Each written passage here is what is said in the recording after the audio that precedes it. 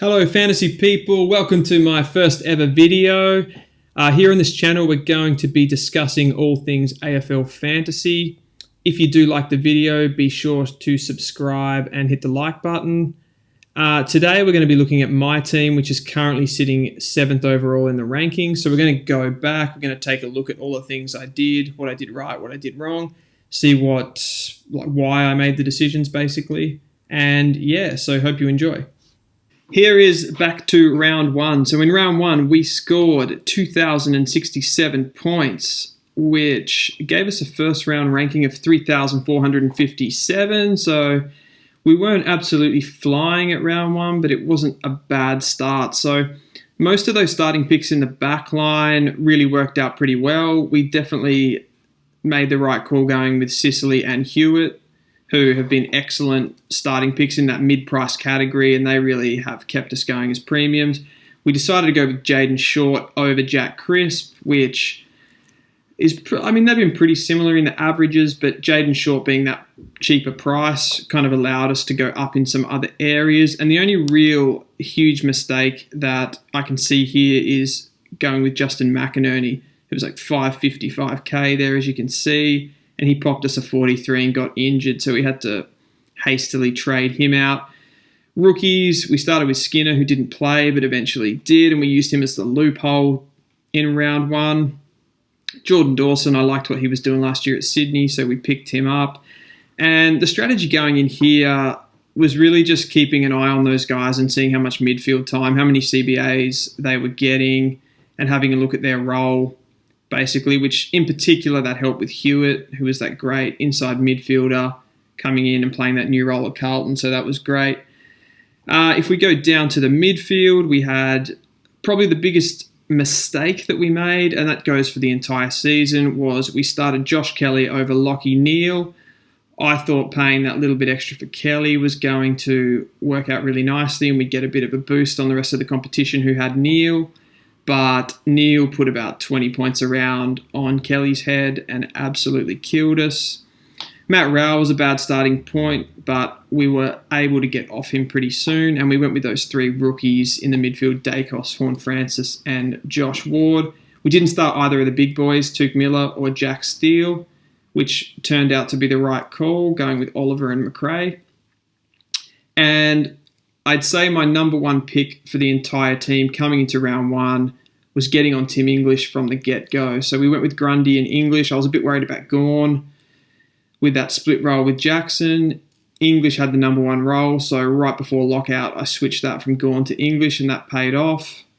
And we started with a non-playing rookie there in Nankervis in F6 to get Martin's score, which wasn't ideal, and ended up meaning that we missed Rochelle in that round one. So the biggest thing that tells you, there are quite a lot of mistakes with this round one team, and currently sitting in 7th rank, we did make a lot of mistakes. So as you can see, we had to trade in Rochelle for a higher price in round two, which you'll see.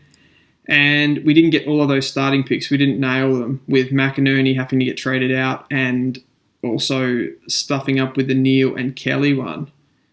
So if we move over to round two, the trades we made between round one and round two were Nankervis, who was that zero scoring or non-playing rookie. So we went him to Rochelle to get that cash generation going. And we went McInerney down to McCartan, who was also going to make us some money and score similarly to McInerney. Round two, you start to see some of those earlier picks do pretty well. Jayden Short starting to pick up, Jordan Dawson picking up, which they were both speculative picks that didn't look great in round one. Rowell obviously starts to show his true colours in round two, getting that 46, and I promptly jumped off him after this round. And looking down, a few mistakes that we also made were our rookies and just not getting the right guys on the field. So we had Ward down here scoring an 85 from the utility position. Definitely could have taken that over Rochelle or even Horne-Francis and Daicos. It would have helped us a lot. And also Rochelle's beating Jack Hayes there at F6. So we made a few errors early with the rookie selections too. Just that rookie roulette not really paying off for us. Looking at the score there in round 2, 2,188 gave us a round ranking of 4,920 and moved us up to 1,631. So we're starting to move up the ranks, but we haven't really done too much at this point. Round 3, as you can see there, the score 2,150, which is pretty good, gave us a round ranking of 634. So this is really, I suppose, where we start to make the big moves, coming up to 336 overall. And coming down, you just see Jaden Short's killing it for me. Hewitt, Dawson, Sicily, those picks were gold, really. The only one struggling there is McCartan, but I think most people had a similar player there at D6, so it didn't hurt us too bad. But you can still see with the rookies, Martin there with the 71, we could have been getting that for Hayes' 45, so we're losing 30 points approximately there. English and Bruce, absolutely brilliant, and that's where I'll come on to the trades. So in this round, we trade in Brayshaw. I watched him in that game. I absolutely loved what he was doing. I think he's going to be the number 1 or number 2 fantasy player in the game. I had to get on him.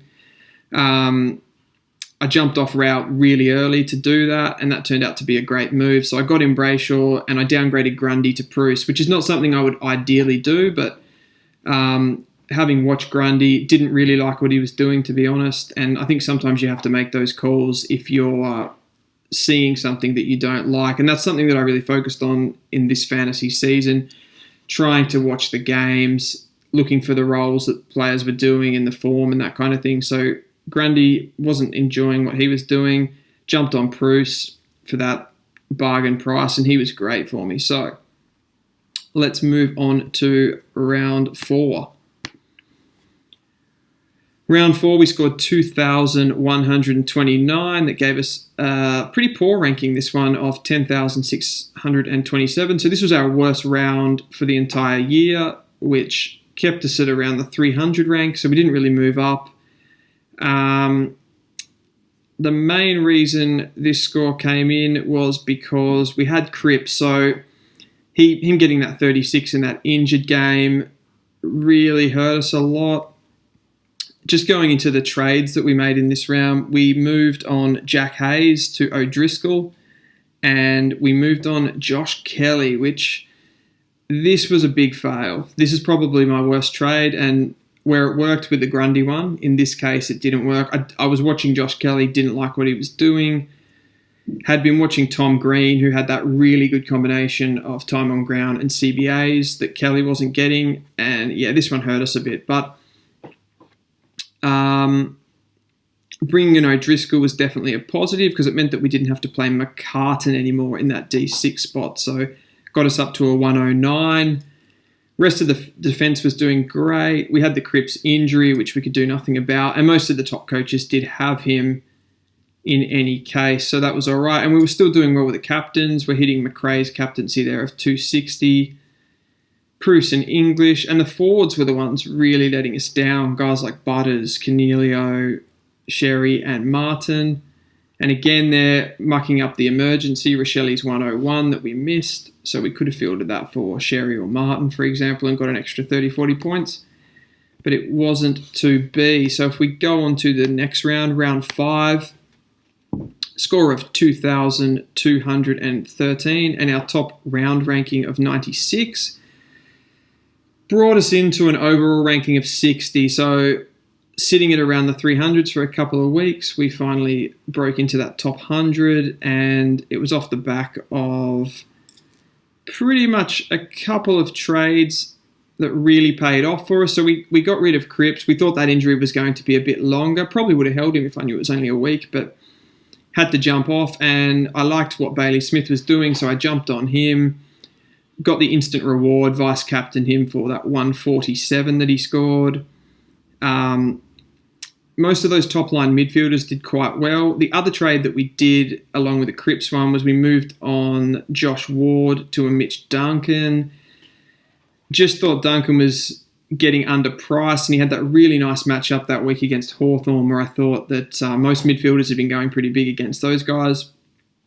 Jumped on Duncan to get the instant reward, didn't get it, and he's essentially been a failed pick ever since, but we still have been able to move up the rankings, which is what I wanted to share with you guys. started to nail those emergency picks a bit better. We got O'Driscoll over McCartan, and we got Sherry and Martin a bit better over Rochelle that week. We had to field Hugh Dixon as Bruce was suspended over that week. And we got a few better scores there with Cornelio, Butters, and Dunkley all just about scoring 100. Moving on to round 6. We scored a 2,143, which gave us a round ranking of 2,692, which again, not too bad. Gave us an overall ranking of 74, so we were hanging around the top area. This time, we vice-captain Bailey Smith, who only got a 92 in that Mars Stadium game after fast starting. We also got a low score from McRae, so it wasn't a huge round for midfielders this week, but we did happen to get Max Gawn's captaincy score there. I think it was a 119 from memory. And that was on debut for him also, so we brought him in for the injured Tim English. And he rucked alongside Bruce there for me, so those guys both scoring 100. We also brought in Robbie McComb, the mature age player from Western Bulldogs. When there's guys that come in that are in their 20s, I generally jump on them. And what else did we have? We had Butters on that sick week there that really hurt us a little bit as far as points go, but we're starting to nail the rookies. Rochelle, we didn't field him this week for that 40, and we got Sherry and Martin's 61 and 86 respectively. The other trade, who did we trade out for McComb? We did McCartan. So, yeah, we got the cash from McCartan and bought in a Robbie McComb, which turned out to be really good for us. Okay, so moving on to round 7, we scored a 2,294, giving us a round ranking of 2,967. So you can see here, we're not really moving. We're sitting in just inside the top 100, between 70 and 90. Not really moving at this point until we're sort of able to make some big moves.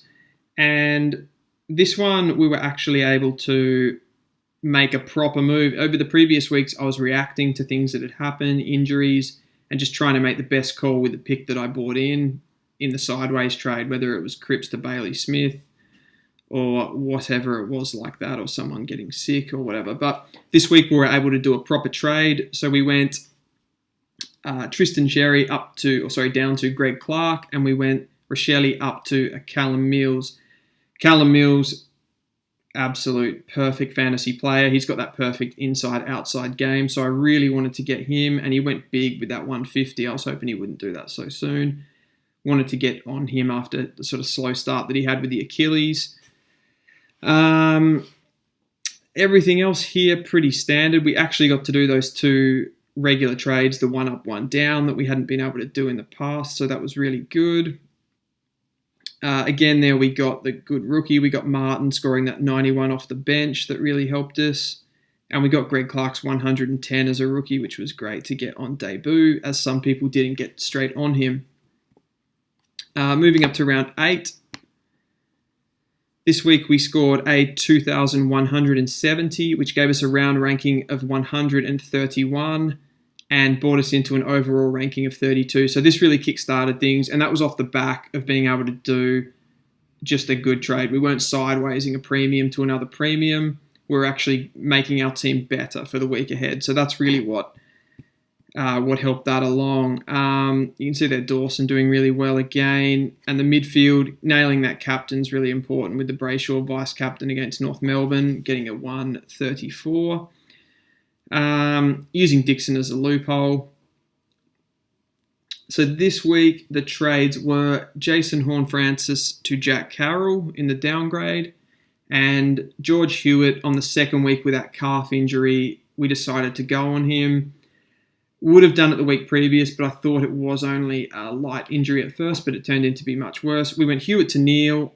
I couldn't keep bleeding those points to Neil, and Neil, even though I don't think he's the perfect fantasy player in his game, he's got such a high time on ground to CBA ratio that you kind of can't ignore it. He's just around the ball constantly, and watching Brisbane games while I didn't have him was horrible. So it was nice to get him in there. That was in the West Coast game, and he got that 113, which probably wasn't as good as I expected, but it was nice. And again, there we're nailing the rookies. So we've got Durden as the emergency, 44, but everybody else has outscored him. So sort of starting to fix up the mistakes there with the rookie roulette. Moving on to week 9. And in week 9, we hit a 22-10, which gave us another great round ranking of 573, and this one moved us into 17. The trades that week were a Cornelio, so another sideways trade, but this time it was a sideways trade where Cornelio's role just really wasn't good enough. He was playing that sort of weird small forward hybrid role, wasn't scoring the points. We jumped off him and grabbed Darcy Cameron, who had that number 1 rock roll and was doing really well in the absence of Brodie Grundy. And we also went O'Driscoll, the rookie, up to Dane Zorko. The Dane Zorko pick I don't love, but his history kind of speaks for itself. And with him kind of moving more into that midfield half forward where he scored well, thought he would be a lock for the top defenders. It probably doesn't look like that at the moment, but he was kind of the most obvious and underpriced guy that we could get on at the time. In the end, Cornelio scored a 49 that week, and Darcy Cameron scored a 90, so we grabbed 41 points there. And Zorko came in and scored 112 for us, so that was really handy as well. Nailed the captain, which culminated in giving us a great ranking. Round 10, 23-12, so another really good score. Gave us a round ranking of 157, which was an overall ranking of 5. Trades this week were Lachie Whitfield out and George Hewitt in. I think Lachie Whitfield had the ankle. Bought George Hewitt back in because he was still underpriced. He's playing that inside midfield role. You've got to get the guys that are playing the midfield role, not just the guys that you think are racking the ball up in defence. But Hewitt, I think he could be D1, to be honest, with that role. And the late illness of Braden Preuss meant that we had to make a call in about an hour here. So I decided to go with Sean Darcy as he had that round 14 bye. And at this point, probably from around round 9, I was starting to look at the buys heavily. He just made the most sense for me, Darcy, and I do like him as a player, but not absolutely convinced on the pick. Elsewhere, Darcy Cameron was just killing it for us. Also, that mid-price pick in Will Brodie, playing that midfield role, really helping us. And the midfield did well. We got Brayshaw, captain, 111. Bailey Smith bounced back with a 118, and Clayton Oliver, that 151. So, moving on to round 11. Score of 2184, which gave us a rank of 11,085, which meant that we dropped from 5 to 9 in the overall rankings, but it was a more difficult week for coaches. This time we bought in Marcus Bontempelli. If I go to the trades, it's Tom Green out for Marcus Bontempelli, Jack Carroll out for Cooper Stevens, just making a little bit of money and getting someone in that was going to play for us over the buys. Now, my biggest issue at this point was having too many round 13 buys. I'd really stocked up on those Western Bulldogs guys that were going to get forward status, Bailey Smith and Bontempelli. I'd gone after them to try and get a jump on the competition, which sitting here at round 12 with Bailey Smith suspended, that hasn't really panned out, and Bontempelli hasn't scored well. So you win some, you lose some. We kind of made that call, and we're going to have to try and dig our way out of that. But we had some good scores. We had Nick Martin, the hold there. I could have easily traded him out that week, but we decided to go with Tom Green, who scored a 70. So we got ourselves 40-odd points there, which was a really good. Zorko had a poor game. And we only got a 107 from McRae as captain, so not ideal. We did, however, get that De Koning 83, which I looped and didn't play Dacos, which gave us an extra 31 points as well. So moving over to the current week here, which is round 12, where we are up to going into round 13. This week was a tough one. As I said, we had Bailey Smith who dropped that 63 on us after holding him, and he was our vice captain, just to rub it in. And he's suspended for 2 weeks, so we're going to have to offload him. And he was probably someone that I built the team around, getting that forward status. Thought that was a way I could get a jump up on the competition, but it's not to be. That's what happens.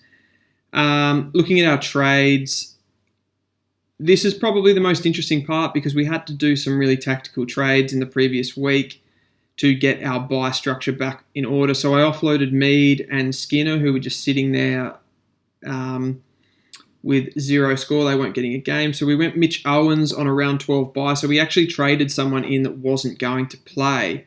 We also traded in Sam Durden, who wasn't going to play, to get those round 12 buys in to sort of give our team a better balance across the buys. And we also traded out Nick Martin, who has been really good for us, but Stephen Canelio, under the new coach, we thought we might get a bit of a bounce there from him. So he's now back in the side with that midfield role. Durden, unfortunately, hasn't been named, so we're one down there, but it gives us overall 19 players playing for week 2, which is not ideal. I would have preferred 20, 21, but we will be better next week. So if we can get by this week, get some nice scores, we should be able to attack around 14 and then have a full side. Importantly here, just not wanting to sideways trade premiums. Unfortunately, we've had to do that with Bailey Smith, but we want to make our team better across those bye weeks. So this week we'll try to target someone off the round 12 bye, like a Merritt or a Kelly. I haven't fully decided on that yet, and hopefully we will move up those ranks a little bit more. We can sort of cement ourselves inside the top 10 and see if we can even get a top 10 finish. I'm going to wrap it up there. If you like the video, give us a like or a subscribe down below. I'm going to try and bring out some fantasy content on a weekly basis, different kinds of things, looking at players for the future, trying to get those predictions of who's going to go big for the rest of the year. And stay tuned until then.